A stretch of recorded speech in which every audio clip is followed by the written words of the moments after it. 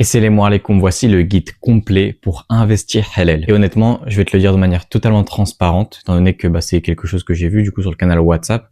Et donc je pense que c'est quelque chose que vous voulez voir, un peu plus de connaissances, etc. Mais honnêtement, c'est pas la connaissance qui vous manque, mais c'est le fait de passer à l'action. C'est le fait de passer de l'état d'inaction à l'état d'action. D'ailleurs, si tu veux que je t'aide à ça, tu peux m'envoyer un message sur WhatsApp. Tu rejoins le canal WhatsApp en description et tu peux envoyer un message ou alors tu prends un appel directement avec moi si jamais tu veux qu'on aille droit au but directement. Mais voilà, sache que je suis ouvert à la discussion, il n'y a pas de vente, il n'y a pas de trucs, de machin. Donc en fait, c'est ce que je remarque justement dans la plupart des appels que j'ai et dans la plupart des conversations que j'ai, c'est pas le fait de manquer d'éducation financière ou de connaissances. Alors bien sûr, il y a un manque évident de connaissances financières et d'éducation financière, mais ça, je suis totalement cru avec vous, je vous le dis directement de but en blanc. Mais généralement, ce qui vous manque, c'est surtout le passage à l'action. Parce que honnêtement, avec les connaissances que vous avez peut-être 40% de ce qu'il faut pour vraiment bien investir, mais ces 40% là, ils vous permettront de commencer en fait, ils vous permettront d'avoir les premiers résultats. Sauf qu'en fait, vous le faites pas parce que vous voulez les 100%. Et vous voulez pas passer à l'action pour avoir les 100%. Je sais pas si vous comprenez ce que je veux dire. Le plus important en fait, c'est pas d'avoir la connaissance, mais c'est de passer à l'action. Alors bien sûr, surtout dans l'investissement, si jamais tu passes à l'action, mais que les connaissances que tu appliques sont mauvaises, tu vas perdre de l'argent ou alors tu vas pas en faire suffisamment. Enfin, tu vas pas en faire autant que tu pourrais faire si jamais tu avais les bonnes connaissances. Donc le but aujourd'hui, ça va vraiment être de vous faire passer à l'action et de faire en sorte que vous passez de l'état d'inaction à l'état d'action. Et donc j'ai préparé un processus en 3 étapes. Vous verrez, c'est super simple. Je me répète souvent dans mes vidéos, et parce que c'est exactement le même processus, je réinvente pas la roue. L'investissement, c'est uniquement ces 3 étapes que je vais te dévoiler dans cette vidéo. Donc, et si tu appliques ces 3 étapes-là, il n'y a aucune raison rationnelle que tu ne puisses pas investir ton argent de manière totalement halal. Donc, si après cette vidéo, tu ne passes pas à l'action, honnêtement, je ne pourrai plus rien pour toi. Bon, j'abuse peut-être un petit peu, tu pourras quand même venir me parler pour qu'on puisse en discuter, etc. Mais voilà, passe à l'action. Je veux dire, dans tous les cas, tu vas rester dans la même situation que t'es si tu passes pas à l'action. Et donc, si jamais tu passes à l'action, tu vas juste avoir une situation différente. Voilà, il y a une citation d'Einstein qui dit, la folie, c'est de répéter les mêmes actions en espérant un résultat différent. Donc, pour avoir des résultats différents, il faut agir différemment. Bon, c'est bateau de fou, mais c'est la réalité, tout simplement. Et je trouvais extrêmement important de commencer cette vidéo par ça, parce que c'est la chose que je remarque et j'ai l'impression que vous cherchez beaucoup les connaissances. Voilà, je veux savoir tout. Mais au final, c'est vraiment pas ça qui est ultra important. Le plus important, c'est le passage à l'action et c'est le fait d'être bien accompagné dans ce passage à l'action-là. Tout simplement. Et ça s'arrête là. Enfin bref, let's go, on commence. Donc première chose qui est ultra importante, ça va être les finances personnelles. Donc si jamais tu n'es pas en ordre avec la source sur laquelle tu tires ton patrimoine, donc ton salaire, ton revenu, ton chiffre d'affaires, peu importe, tes bénéfices, etc. Peu importe ce que c'est. Si jamais la source avec laquelle tu tires ton patrimoine n'est pas en ordre et t'arrives pas à bien la gérer, forcément ton patrimoine il va être cafouillé, il va être mal géré, il va être en désordre.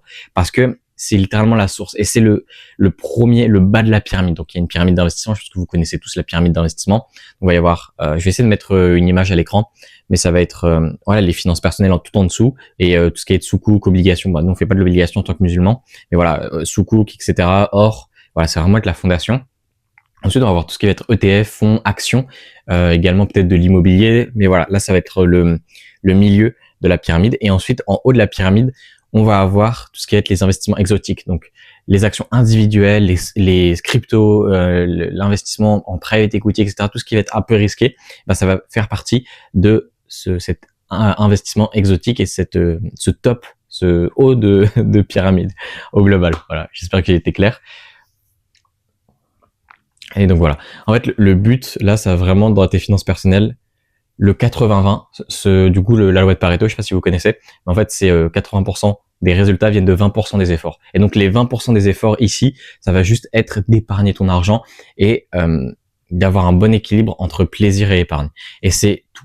Parce que les dépenses obligatoires, en tous les cas, tu les auras. Ça sert à rien de les couper, tu peux peut-être les optimiser, par exemple en négociant des assurances, etc. Mais dans tous les cas, c'est pas ça qui va te faire économiser le plus d'argent, c'est pas ça qui va te faire faire drastiquement changer tes finances. Ça va vraiment être juste le fait de bien jauger ses plaisirs et ses dépenses parce que c'est son épargne, pardon. Parce que des fois, en fait, on se fait beaucoup trop plaisir et on s'en rend pas compte. On pense qu'on se fait moins plaisir. Et au final, des fois, on dépense juste dans du plaisir alors qu'on en a pas vraiment besoin. En fait, c'est juste le fait d'avoir tout ça au clair. Et un exercice que je fais avec mes clients, Et à chaque fois, j'ai des retours ultra positifs sur ça parce que en fait, ça change complètement la donne au niveau de leurs finances personnelles. C'est juste de noter tes dépenses. Tu notes toutes tes dépenses. Et ça marche aussi dans plein de domaines de la vie, mais juste note tes dépenses et tu vas te rendre compte par toi-même combien tu dépenses. Et là, tu vas dire, ah oui, ok. Ah oui, je dépense tant, dépense plaisir. Ah oui, je pensais pas. Ah, c'est pour ça que j'arrive pas à épargner. Bon, bah, je vais couper ça et ça va me permettre d'épargner un tout petit peu plus, tu vois. Alors que, et généralement, c'est des dépenses que tu coupes, mais qui, voilà, ça change rien à ton quotidien. C'est juste des dépenses plaisir que tu fais un peu trop, entre guillemets, et que tu sais que tu dois couper, mais t'as pas t'es pas mis en face de cette situation, donc tu le coupes pas. Je sais pas si c'est clair, mais je pense que t'as compris. Le but, c'est vraiment de bien jauger ça, l'épargne et le plaisir. Et honnêtement, si tu fais ça, déjà, t'as compris la majorité des finances personnelles et bah, t'es bien, en fait. Entre guillemets, t'es vraiment très bien. Et voilà, donc ce qu'il faut faire en action concrète, là, aujourd'hui, c'est vraiment juste de s'habituer à son salaire, moins 100 euros, moins 150, moins 500 euros. Ça dépend de ta capacité d'épargne que tu penses que tu peux allouer. Par exemple, demain, je sais pas, tu sais que tu gagnes, par exemple, 2500 euros. Je peux te dire que tu peux facilement épargner 500 euros par mois. C'est pas difficile. Après, ça dépend où tu vis, bien sûr. Parce que si jamais tu vis en plein Paris, en plein centre de Paris, je peux t'assurer que, bon, là, ça va être compliqué d'épargner 500 euros par mois. Mais si tu vis peut-être un petit peu reculé ou que, voilà, t'as pas des dépenses obligatoires extrêmement élevées, 500 euros par mois, en jaugeant le plaisir et l'épargne, c'est largement atteignable et c'est très bien. Et donc, jamais, par exemple, tu prends, bah, du coup, c'est 500 euros par mois. En fait, je veux que tu les radies de ton compte dès que tu reçois ton salaire. Donc, je sais pas, tu reçois le 4 ou le 5 du mois ton salaire, ou peut-être vers la fin du mois. Enfin, bref, ça dépend des gens. Mais dès que tu reçois ton salaire, tu fais un virement automatique de ton compte vers un autre compte où t'as pas de carte bancaire, où tu peux pas accéder à ce compte-là via une carte, via un truc, via je paye, etc. Juste par virement. Tu peux juste virer et mettre de l'argent dessus par virement. Et donc, juste en faisant cette micro-étape de 50 euros, 100 euros par mois, peu importe le montant que tu veux investir, en fait, déjà, ça va te conditionner à dépenser uniquement ce qu'il y a sur ton compte de dépenses. Et donc ça aussi, ça revient un peu à la structure bancaire que je fais avec mes clients. Et c'est vraiment de structurer tous ces comptes bancaires de la sorte que tu as tes comptes d'investissement, tu as tes comptes de dépenses, tes comptes de transition entre tes comptes d'investissement, tes comptes de dépenses, etc. Et le but, c'est vraiment d'avoir une structure bancaire et de vraiment tout structurer pour tes finances personnelles. Parce que la moindre erreur, le moindre petit faux pas, en fait, ça peut littéralement te coûter des dizaines de milliers d'euros sur du long terme. Parce qu'aujourd'hui, on parle en croissance composée et on essaie de chercher la croissance sur son patrimoine. Alors bien sûr, le premier but de l'investissement, ça va être la préservation de son patrimoine, mais le second but, ça va être la fructification, étant donné que aujourd'hui, c'est totalement possible, étant donné que l'économie croît assez bien, en fait, tout simplement, l'économie croît bien, donc c'est possible de faire fructifier son argent grâce justement à des investissements en bourse, il y a la bourse, l'immobilier, tout ça, tout simplement. Et donc l'étape, pour résumer, c'est juste mettre ton argent sur un compte dont tu n'as pas de carte bancaire dessus. Donc je m'en fiche, t'ouvres un autre compte, de toute façon les comptes aujourd'hui c'est gratuit, donc t'ouvres un autre compte, je sais que Bourso ils le font, t'ouvres un compte Bourso par exemple, si jamais t'as pas, bon, je sais que Bourso ils sont assez connus, c'est peut-être un mauvais exemple, voilà, t'ouvres un compte Bourso, tu mets cet argent-là sur le compte Bourso et tu touches pas, tu fais rien avec, rien du tout. Voilà. Bon, j'espère que c'était clair. Dans tous les cas, si jamais t'as des questions ou quoi, n'hésite vraiment pas à les mettre en commentaire. Et en fait, je me ferai un plaisir de t'y répondre. Moi, ça me fait super plaisir quand t'as des questions. Moi, ça me permet justement de te répondre. Si jamais t'as des blocages ou quoi, ça me permet directement d'interagir avec vous. Donc, c'est top. Mettez vos questions. Ok, donc deuxième étape, ça va être le fait d'investir halal. Donc ça, cette étape-là, ultra importante, et elle va se décomposer en deux micro-étapes. Donc les deux micro-étapes, quelles sont ces micro-étapes tout simplement? La première micro-étape, ça va être, je regarde par là, c'est parce que j'ai mes notes sur mon ordinateur, donc je regarde à gauche pour les avoir. Donc c'est savoir identifier le haram du halal. Et donc c'est ultra important de savoir qu'est-ce qu'un investissement halal. Comment on définit le halal dans l'investissement? Eh ben, il faut savoir. Bon, je vais pas essayer de trop divaguer sur ce sujet parce que ça va prendre je pourrais faire une vidéo entière sur le sujet parce que c'est vraiment un sujet gigantesque. Je pense que je vais le faire. Faudra que je le note. Mais faire une vidéo entière vraiment genre d'1 heure sur le sujet de le fait que ce soit halal ou pas l'investissement. Voilà, avec des avis de savants, etc. Bref, on verra, Inch'Allah. Donc je disais quoi? J'ai déjà divagué. Au niveau de l'investissement, ouais, est-ce que c'est halal? Donc oui, et faut savoir qu'il y a différents avis juridiques. Et vu que l'investissement en fait c'est un sujet nouveau, tout ce qui est la bourse, etc. Et en fait ça demande un effort d'ijtihad des savants. Donc je pense que c'est logique. À chaque fois qu'il y a un sujet moderne, etc. C'est les savants. Il faut se référer aux savants et à leur étude du fiqh pour savoir si jamais quelque chose est halal ou pas.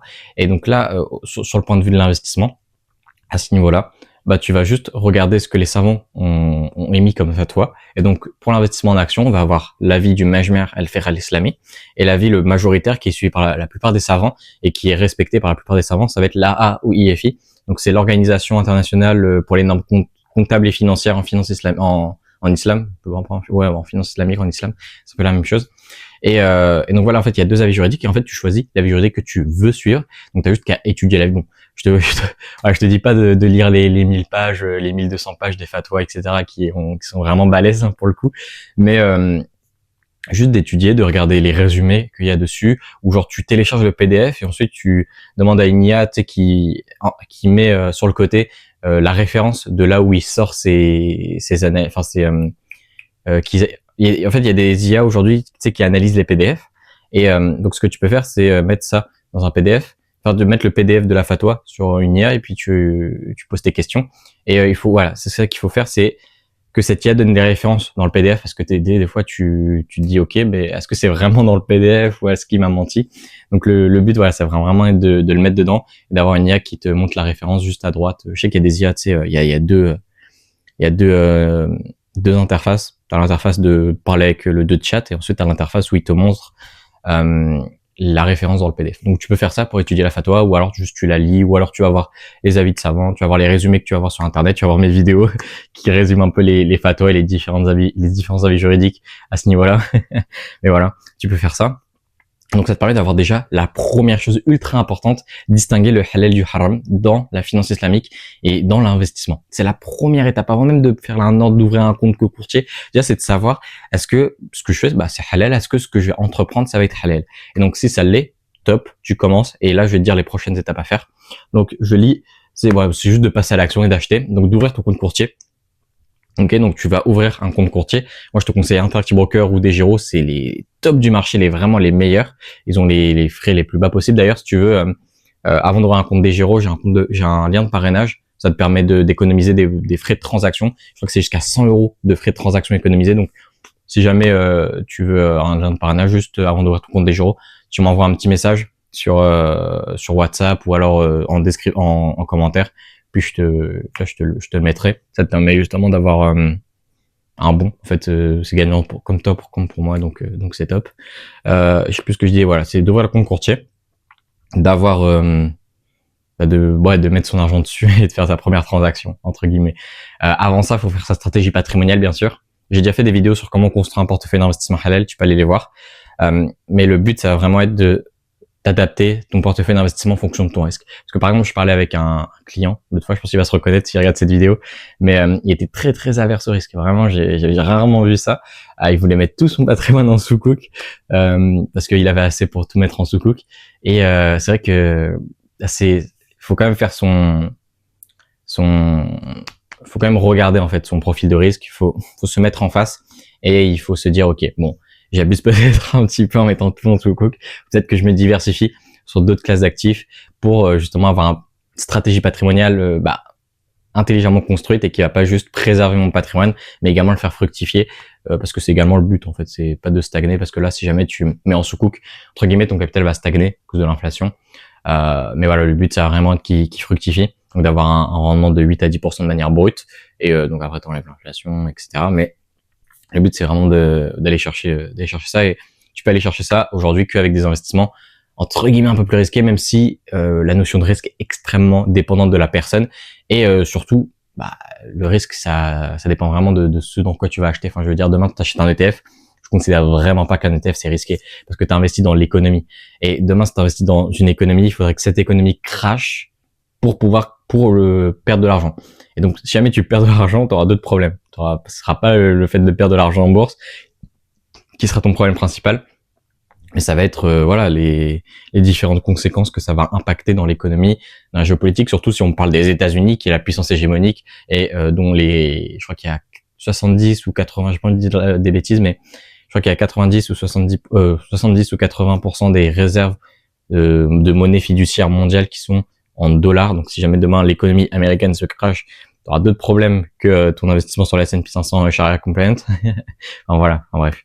Ok, donc ça c'était pour la deuxième. J'espère que c'était clair. De toute façon, n'hésite pas à me poser des questions en commentaire d'ailleurs, et n'hésite pas à t'abonner et à prendre un appel avec moi si tu veux qu'on développe un peu tout ça. Voilà, c'est offert sans engagement et ça t'engage en rien. C'est juste, on parle quoi. C'est un audit. En fait, je fais un audit de ta situation. Je vois les problèmes que tu rencontres et puis j'essaie de t'aider en fait à régler ces problèmes en te fournissant un plan d'action, etc., en te disant quoi faire. Tout simplement. Et ensuite, c'est ultra important, voilà. La troisième étape, ça va être de suivre ses investissements, ça va être de traquer. Ça, j'en ai fait pas mal de vidéos, mais c'est ultra important et c'est trop sous-estimé. Et c'est les raisons pour lesquelles les investisseurs débutants, les investisseurs qui le font tout seuls entre guillemets, perdent de l'argent.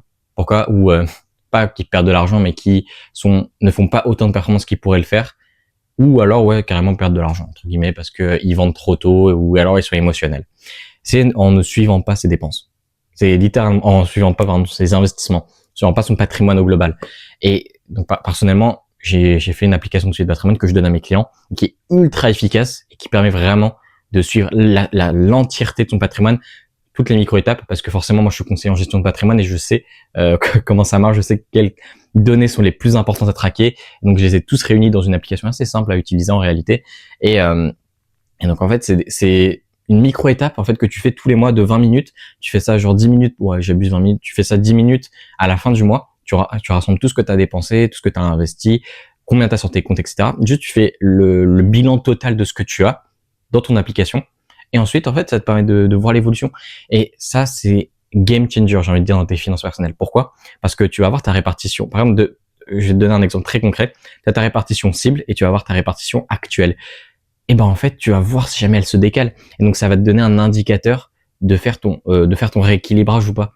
Et par exemple, le rééquilibrage du portefeuille, c'est aussi une notion que les particuliers ne connaissent pas parce qu'ils ne traquent pas leurs finances personnelles. Et parce que ils y vont un peu au doigt mouillé, voilà. Et c'est une des raisons également qui fait que la plupart des personnes n'auront pas de résultats malheureusement en investissement. Même une générale, hein, je parle de la population là en général. Et c'est un peu triste, mais c'est comme ça. Hein. Après, c'est les connaissances, j'ai envie de dire. C'est le fait de savoir quoi faire, comment le faire et savoir bien le faire surtout. Mais voilà. Donc, suis tes finances. Pas besoin de faire une application comme moi, mais juste un Excel où tu suis tes dépenses, c'est déjà très bien. D'ailleurs, les applications de suivi de patrimoine, je te les fournis si jamais tu prends un appel avec moi. Parce que voilà, je te donne ça, ça te permet de commencer tout seul si jamais tu as envie de le faire ou si jamais tu as envie de te faire accompagner pour éviter les erreurs, etc. Tu rejoins mon accompagnement. Mais voilà, ça dépend des personnes, mais comme ça, au moins, tu as des ressources qui te permettent d'utiliser. Et même si jamais le plan d'action n'est pas extrêmement efficace durant l'appel, au moins, tu peux commencer, t'as tout. Mais bon, dans tous les cas, enfin, j'ai jamais eu de plan d'action pas efficace, entre guillemets, durant un appel. Tous mes appels sont très bien conclus. À chaque fois, soit tu rejoins, ou alors, soit tu as un plan d'action littéralement adapté à ta situation qui te permet de savoir quoi faire, comment le faire, etc. Donc voilà. Moi, j'en ai fini avec cette vidéo. Je t'ai donné plein d'étapes. Donc oui, la dernière étape, c'est juste, fais en fait. Ouvre ton compte d'investissement. Non, la deuxième étape, du coup, je ne crois pas que j'ai résumé. La deuxième étape, le résumé, ça va être ouvre ton compte d'investissement et c'est en fait si jamais c'est halal ou pas ce que tu fais. Et la troisième étape, ça va être juste suis en fait tes finances et suis ce que tu fais. J'ai perdu l'équilibre. Suis tes finances. Genre ouvre un Excel et tu mets juste tes investissements, combien t'as pour ce mois-ci. Tu mets combien tu mets chaque mois, paf, et tu regardes tes finances un petit peu. Tu seras tout ça, bon bref, tu sais traquer Excel, hein, c'est pas non plus compliqué. Mais voilà, du coup, je t'ai donné toutes les infos dans cette vidéo. Maintenant, si jamais tu passes à l'action, c'est top, c'est trop bien, tu fais partie des personnes qui passent à l'action. Et d'ailleurs, si tu veux de l'aide, si jamais t'es quelqu'un qui passe à l'action, prends un appel, c'est gagnant pour toi, surtout. En bref. Et donc voilà, c'est top. Si jamais t'es quelqu'un qui va passer à l'action et qui va appliquer vraiment ce que j'ai dit, c'est top. Si jamais t'es quelqu'un qui va pas passer à l'action, bon, là, après, je peux plus rien faire pour toi. Après, je vais pas appliquer pour toi, c'est compliqué.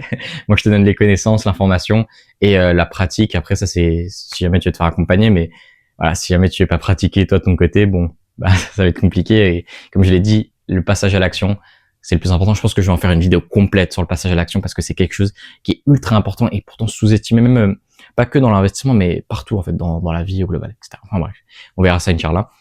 Non, moi, je te souhaite une excellente journée ou une excellente soirée. Salam alaikum wa rahmatullahi wa barakatuh.